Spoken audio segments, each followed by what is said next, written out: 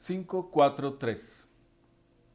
Bueno, vamos a hablar de la guerra, de la violencia en Colombia, del conflicto armado, precisamente porque las políticas públicas para la paz, entre ellas la política de víctimas, están para superar esa guerra y ese conflicto armado y por ende es necesario entenderlo. Lo primero que hay que decir es que el conflicto armado no es un conflicto que hayamos vivido durante todo el tiempo, ni Colombia ha vivido en guerra permanente. Es más, hemos pasado muchos periodos de tiempo muy largos en una aparente calma.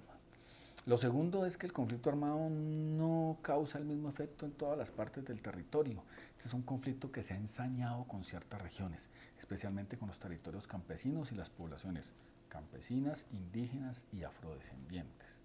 Y lo tercero es que los diferentes periodos por los cuales hemos pasado por la violencia están interconectados.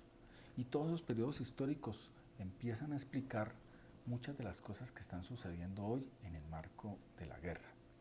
Por ejemplo, y para arrancar con la primera manifestación de violencia que se da en estos territorios, que necesariamente es la conquista europea, pues tenemos que hablar de algo que sucedió en esa conquista y que afectó a dos poblaciones específicas.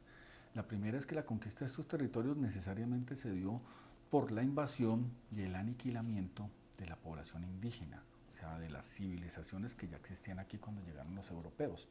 Y valga la anécdota, ahorita que estamos en época de pandemia del coronavirus, explicar que estos europeos que llegaron en pocos cientos en unos barcos, pues difícilmente, imposible, hubieran podido derrotar a imperios como el azteca, a imperios como el inca o a pueblos guerreros como los nazas, si no hubiera sido porque no llegaron solos, llegaron acompañados de un virus, el virus que causaba la enfermedad, la terrible enfermedad de la viruela. Y esa viruela diezmó, mató, acabó por cientos de miles a todos los miembros de estos pueblos, de estos imperios indígenas.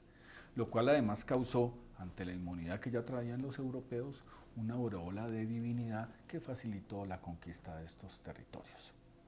Y lo segundo es que otra población, la africana, fue brutalmente cazada como animales, transportados hacia lo que hoy es América y utilizados para construir el imperio económico por medio de la esclavitud. Estos dos fenómenos que nacen en la conquista europea atraviesan el tiempo y ayudan a explicar hoy por qué los territorios indígenas y afrodescendientes es donde más miseria y pobreza hay.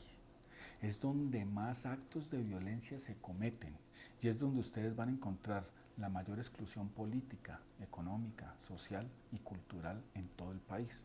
Por eso, parte de la política para la paz es vencer ese racismo histórico que tiene raíces en la conquista europea. Bueno, después de la violencia de la conquista vienen las guerras de independencia. Después de las guerras de independencia, las élites forman agrupaciones políticas que en poco tiempo se convertirán en lo que conocemos como el Partido Conservador y el Partido Liberal. Partidos que no demoraron nada en empezar a enfrentarse entre ellos y generar unas guerras intestinas durante todo el siglo XIX, al punto que don Miguel Antonio Caro decía que en Colombia no había partidos políticos, sino odios heredados. Y así recibimos el siglo XX con la guerra de los 1000 días y todas estas confrontaciones bélicas que llenaron de sangre y dolor el territorio nacional. La última confrontación entre liberales y conservadores tiene unas características especiales y es que se ensaña con la población civil. ¿Cuál? La campesina. Aparecen aquí los pájaros y chulavitas, antecedentes del paramilitarismo, que llegan a las zonas campesinas liberales a masacrarlos, a violarlos, a matar mujeres, niños, ancianos, a generar terror para que la población huyera, arranca el desplazamiento forzado y ellos se quedan con los territorios para efectos electorales, además, de robo de tierras y distritos electorales. La respuesta de los campesinos liberales es armar paradójicamente autodefensas, autodefensas campesinas liberales. Esa es la etapa de la violencia, la última confrontación entre el Partido Liberal y el Partido Conservador. Confrontación que se le puso fin a través de un proceso de paz del cual hay que aprender mucho, que es el Frente Nacional, que desde el punto de vista político es exitoso porque jamás liberales o conservadores se volvieron a enfrentar, pero que en su desarrollo cometió tantos errores que es la culpa de la siguiente violencia que vivió el país, que es la violencia social o la violencia guerrillera. La aparición de los grupos guerrilleros tiene atrás una explicación que no es para justificar ninguno de los actos de terrorismo que han hecho durante todos estos años, pero sí sirve para explicar su nacimiento y para prevenir que vuelvan en el futuro a surgir nuevos grupos de estas características.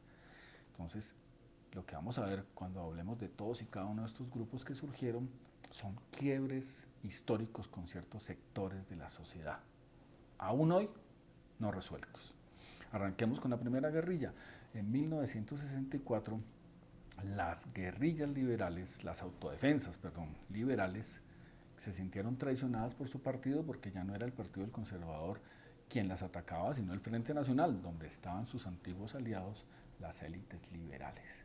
Y en ese momento en el mundo hay una oleada de guerras de descolonización, aparece la Unión Soviética, las revoluciones, entre esas la cubana, y este movimiento de campesinos liberales se arropa con el socialismo internacional y crean las Fuerzas Armadas Revolucionarias de Colombia, FARC. Pero nunca dejaron de ser campesinos liberales y por eso su lucha, su consigna es la propiedad privada de la tierra, la cual no pedía que se le entregaran, sino que se la devolvieran, porque ha sido fruto de usurpación y de robo por parte de las élites conservadoras en su momento. Pues miren, primer quiebre, el quiebre campesino, hoy aún no resuelto. ¿Cómo lo vamos a resolver? Pues los acuerdos de paz de La Habana tienen todo un primer capítulo dedicado precisamente a la reforma rural para vencer esa primera característica del conflicto armado colombiano, que es la propiedad de la tierra y los derechos de los campesinos. Segundo, quiebre histórico con un sector importantísimo desde el punto de vista cultural y, si quieren llamarlo así, espiritual.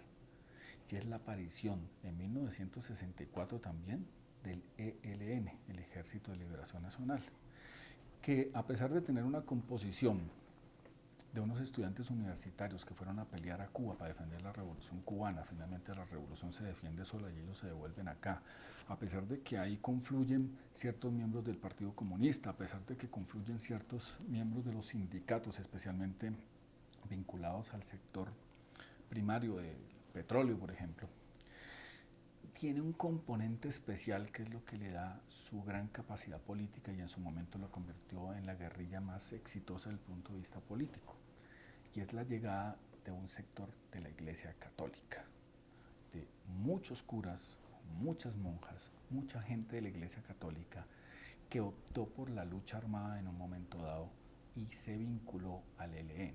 De pronto el más famoso que ustedes han oído hablar es Camilo Torres, pero está Cura Pérez, el comandante del ELN famoso de los 80, está el padre Domingo Laín, y así les puedo enumerar muchísimos. Y es una fractura importantísima, ¿por qué? Porque es una discusión que se da al interior de la Iglesia Católica, a partir también de un movimiento internacional signado por el Concilio Vaticano II, que planteó una discusión en la Iglesia muy fuerte sobre al lado de quién tiene que estar la Iglesia, al lado de los poderosos, al lado de los dictadores, al lado de los ricos o al lado de los pobres y los oprimidos. Es una discusión internacional que permea y genera que se cree en Colombia una guerrilla de las características del ELN. Por eso ahí en el ELN van a encontrar ustedes una ruptura muy fuerte, que es la ruptura con la Iglesia Católica, y van a encontrar una agenda que es diferente a la de las FARC. Ya no es tanto la tierra y la de vuelta a la tierra, sino que es los medios de producción. Y en agenda moderna podemos hablar de la nacionalización de los medios de producción. Por eso la agenda del ELN va a chocar con la locomotora minera. Tenemos otra fractura muy importante, que es la fractura que se da por el desgaste político del Frente Nacional. El Frente Nacional ahoga el sistema político colombiano, prohíbe la participación política, persigue movimientos estudiantiles, cooperativas campesinas, persigue los movimientos que se habían creado de izquierda, el Partido Comunista lo ilegaliza. Y ante la asfixia del sistema político, como bien lo ha notado Hannah Arendt, entre menos política, más guerra y más violencia. Es más, la política es la forma como resolvemos nuestros conflictos. A más política, más paz.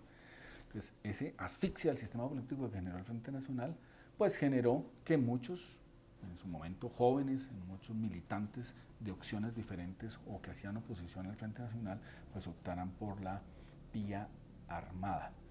Y ahí nacen diferentes expresiones. Aparece el EPL, que es también un movimiento de orientación en sus inicios China, como referente tienen a Mao, también que capta muchos estudiantes universitarios, mucha gente del movimiento revolucionario liberal. Aparece posteriormente, fruto del desgaste del Frente Nacional, va a haber un acto muy complejo, porque fue un desgaste ideológico, fue un desgaste político, pero fue un desgaste de corrupción que generó el Frente Nacional. Muchos de los fenómenos de corrupción, clientelismo que tenemos hoy nacen con el Frente Nacional. Pues bien, el Frente Nacional, después de escándalos de corrupción bastante graves, va a la última elección de su último presidente que tuvo. Esta elección está asignada porque en la Constitución Nacional se prohibía que cualquier persona por fuera de los partidos tradicionales no podría ganar una elección, y si se lanzaba y sacaba votos se declaraba nula. Y pese a todo eso, pese a que estaba el Partido Liberal y Conservador alineado, el general Rojas Pinilla, que había creado un movimiento no guerrillero, la ANAP, un movimiento civil en contra del Frente Nacional, se lanza a las elecciones. Lo que dice la historia es que él iba ganando las elecciones, quitan la luz y al otro día los colombianos se despertaron con que el presidente era Pastrana. Eso generó un choque muy fuerte y generó que posteriormente se creara una guerrilla, y una guerrilla que es el tercer quiebre histórico que les quiero comentar. Esa guerrilla es el M-19, una guerrilla rarísima. ¿Por qué? Porque el M-19 lo que viene a defender no es un proyecto revolucionario como habíamos visto en la izquierda mundial. La guerrilla del M-19 lo que defiende es la democracia liberal, o sea, que existan elecciones libres. Y el M-19 tiene una composición muy rara. Primero, son jóvenes universitarios. Pizarro, estudiante de una universidad privada de prestigio como es la Javeriana. Antonio Navarro, estudiante, había estudiado en Europa, en Estados Unidos, becario de la Fundación Rockefeller, era Antonio Navarro. Pero además con unos vínculos muy fuertes, y es el otro quiebre que tenemos aquí, es un quiebre con las Fuerzas Armadas. El M-19, una de sus características es que demuestra que también hay un quiebre histórico al interior de las Fuerzas Armadas. Navarro era nieto del general Navarro, Pizarro era hijo del almirante Pizarro, sobrino de varios generales y nieto de un coronel del ejército. Y, por ejemplo, ustedes no pueden explicar de otra manera el robo de las más de 5.000 armas del Cantón Norte que hace el M-19, si no es porque tenían gente adentro. Y para no alargar el tema, su símbolo es la espada de Bolívar, que es el símbolo del Ejército Nacional. Entonces hay un quiebre, lo vamos a recapitular: campesinos, Iglesia Católica, Fuerzas Armadas. En los años 70, fruto de toda la agresión, fruto de toda la exclusión de las comunidades indígenas, nace otra guerrilla que representa otro quiebre histórico, que es el Quintín Lame. Quintín Lame nace aquí en el departamento del Cauca, genera unas facciones urbanas aquí en la ciudad de Cali, genera en el suroccidente un movimiento muy fuerte y algunos lazos con departamentos como el Meta o Caquetá. El Quintín Lame es el quiebre con las comunidades indígenas. Para solamente poner dos ejemplos de lo que sucedía. En 1976, después del asesinato de unos indígenas, de unos niños indígenas, la defensa de unos colonos en el llano decían que ellos no sabían que los indígenas eran seres humanos. Y no tuvieron ningún problema en defender a sus clientes alegando que la caza de indígenas era una práctica muy generalizada en la región. Y en 1979, la Sala Constitucional de la Corte Suprema de Justicia, por un voto, declara que los indígenas pueden ser seres inteligentes. Sumado a esto, en el Cauca hubo una arremetida contra los líderes indígenas y personajes que acompañaron la lucha indígena de recuperación de tierras, empezaron a asesinarlos. En los años 80 asesinan al padre, al sacerdote Ulcue, Chocue, y ahí ya la radicalización de este movimiento se da mucho más fuerte. Y miren ustedes, los quiebres son bastante complejos. Esos quiebres se solucionaron en parte en la Constitución de 1991, que es un pacto de paz. La Constitución del 91 es un pacto que aún hoy seguimos aplicando. Luego vino el proceso de negociación con los grupos paramilitares en el 2005 y el actual proceso de negociación con las FARC en el año 2016. 3 procesos de paz, la Constitución del 91, la Ley de Justicia y Paz y el proceso de La Habana, que están aún imbrincados, que pertenecen a políticas públicas que estamos desarrollando hoy en el país y que exigen del mayor estudio y de la mayor articulación por los funcionarios que están al frente de desarrollar las políticas públicas para la paz, pero especialmente para cumplir los derechos de las víctimas.